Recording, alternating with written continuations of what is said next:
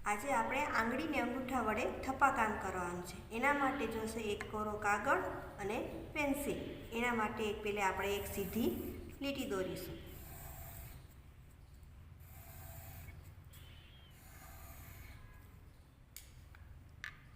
અને અંગૂઠા વડે એના પાંદડા બનાવશું। એ નીચે લીટીને અડાડીને કરવાનું છે।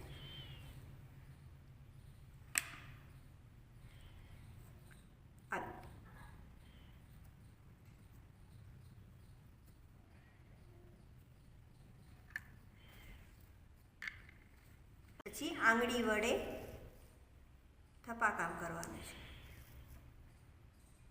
લીટી હોય એની નજીક નજીક જ આંગળીઓ બે આવી રીતે આમ મૂકતા જવાનું છે।